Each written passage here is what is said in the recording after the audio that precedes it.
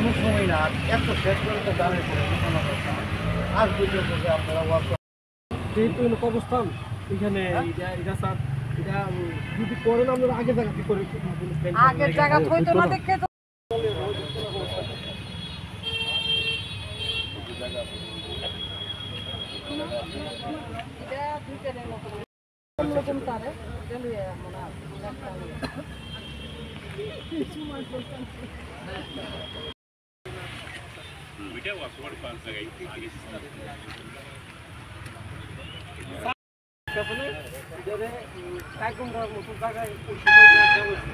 এটা দেওয়ার পরে পরে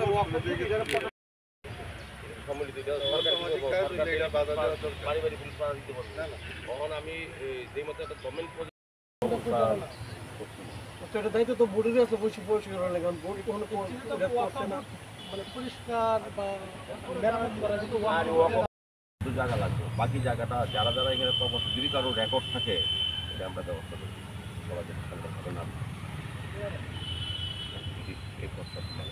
আমরা মহাশাসন এখানে অনেক কবর আছে না ওই যে এই যে উষ্ণের জায়গাটা স্যার এটি কবরস্থানে এই কারণে এখন ওইটি মানুষের ব্যবহারের জন্য এখন আমি ইগুলো আমার মা বাপ দাদারা অনেক অবস্থান এখানে এটা তো অনেকে রাজি হইতেছে না এই কারণে আমরা 20-30 বছর পূর্বে না অবস্থান হয় না এখন ব্যবহার করা হয় না না এটা বন্ধ কোনো কিছু ব্যবহার হয় না এখন বর্তমানে আজকে কয়েক বছর ধরে সংখ্যালঘু নেতৃবৃন্দ ভাই বোনেরাও এই এলাকার সার্বিক পানীয় জল সমস্যা নিরসনের জন্য তারা এগিয়ে আসবেন, এটা আমার বিশ্বাস। জায়গাটা অবস্থাটা কেমন আছে আর কতটুকু জায়গা নেওয়া হবে? এখানে প্রায় 2 কানি জায়গা আছে, এখান থেকে প্রায় 5 থেকে 6 ঘন্টা জায়গা আমাদের প্রয়োজন কাজটা করতে, একটা সাইডে আমরা করবো। তো আমার মনে হয় আপাত দৃষ্টিতে এটা আমার মনে হয় তাদের সেন্টিমেন্ট এক বিষয়, আমার মনে হয় খুব একটা অসুবিধা হবে না। এবং যে জায়গাতে এই কবরস্থানে যাদের যাদেরকে কবরস্থ করা হয়েছিল তাদের পরিবারের সঙ্গে আলাপ করে তাদের স্লোগান আলাদা লাগিয়ে দিব, যাতে তাদের শ্রদ্ধা বা স্মরণ করার মতো পরিস্থিতি থাকে। এটা এমনিতে অব্যবহৃত ছিল, এটা একটা মানে বলবো যে একটা বাজে জায়গা অবস্থা ছিল, বাজে আড্ডা মদের জায়গা, এবং বলবো যে এটা সংস্কার অভাব ছিল। আমাদের বলবো যে এটা যদি করা হয় এটা যেমন দেখভালের একটা বিষয় থাকবে, এটা রক্ষণাবেক্ষণের সুযোগ থাকবে এবং এটা সুন্দর থাকবে। আমরা একটা গার্ডেনের ব্যবস্থা করে দেবো যাতে মানুষ অন্তত তাদের পরিবার বর্গের প্রতি শ্রদ্ধা নিবেদন করতে পারে। তোলার 8 নম্বর ওয়ার্ড অন্তর্গত ইন্দ্রনগর কবরখোলা, এখানে আমরা পরিদর্শনে এসেছি। বিশেষ উদ্দেশ্য একটা হচ্ছে এই কবরখোলায় যে জায়গাটা আছে তার একটা অংশ আমরা মডিফাইড আইআরপি করার পরিকল্পনা গ্রহণ করেছি। তো উদ্দেশ্য হচ্ছে এই ওয়ার্ড সংলগ্ন 8 এবং 7 প্রায় 500 পরিবার এইখান থেকে যদি তৈরি করা হয় তবে জল পাবেন, পানীয় জল, বিশুদ্ধ পানীয় জল পাবেন। এখানে এমনি জলের একটা ক্রাইসিস আছে, কিছু কিছু জায়গায় জল পাওয়া যায় না নিয়মিত, সেই কারণে আমাদের সরকার এটা উদ্যোগ গ্রহণ করেছে। তো আজকে এখানে আমাদের যিনি চেয়ারম্যান আছেন আমাদের মহাশালী মহোদয় এবং আমাদের কর্পোরেটর এমএসি মেম্বার এই ওয়ার্ডের যিনি সরকার মহোদয়ের সঙ্গে আমরা এবং আমাদের মাইনরিটি নেতৃবৃন্দরা আছেন।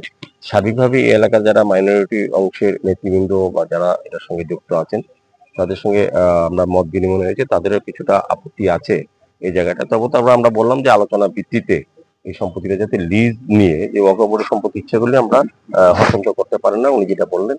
তো এটা আমিও জানি যে এটা আমরা লিজ নিয়ে আমরা এটা করার চেষ্টা করব। আমাদের প্রায় 4 ঘন্টার জায়গা, 4 থেকে 5 ঘন্টা জায়গা এখানে প্রয়োজন আছে। তো যাই হোক, ওয়াকফ বোর্ড সম্পত্তি সম্বন্ধে আমরা জানি যে এটা ব্যবহার করে বিভিন্ন উন্নয়নমূলক কাজের জন্য ওয়াকফ বোর্ড সম্পত্তি সাধারণত থাকে। যারা দান করেছেন ওয়াকফ বোর্ডে এই সম্পত্তি এগুলি ব্যবহার করে উন্নয়নমূলক কাজ করা হয়। তাই এটা একটা বলবো বিশেষ পরিষেবা দেওয়ার ক্ষেত্রে আগরতলা পৌর নিগমের এলাকায় পানীয় জল, বিশুদ্ধ পানীয় জল পরিষেবা দেওয়া যাবে। এখান থেকে প্রায় 5 শতাধিক বাড়িতে জল যাবে। যে ক্রাইসিসটা 7 নম্বর এবং 8 নম্বর ওয়ার্ডে কিছু কিছু জায়গায় আছে সেটা মেটানো যাবে। আমার অনুরোধ থাকবে এই এলাকায় যারা সংখ্যালঘু নেতৃবৃন্দরা আছেন বা যারা বসবাস করেন তাদের একটা সেন্টিমেন্ট আছে, যেহেতু এটা একটা কবরস্থান, তাদের আগে পুরুষদের এখানে কবর দেওয়া হয়েছিল, কাজে তাদের একটা সেন্টিমেন্ট থাকে, এটা দেওয়া যাবে কিনা তারা বলেছেন আলোচনা করবেন। তো আমার বিশ্বাস এবং আশা উন্নয়নমূলক কাজে এই জায়গাটা, এই ওয়াকফ বোর্ডের জায়গাটা আমরা ব্যবহার করতে পারবো। সেক্ষেত্রে তাদের সদর্থক সিদ্ধান্ত নেবেন আমার বিশ্বাস থাকে।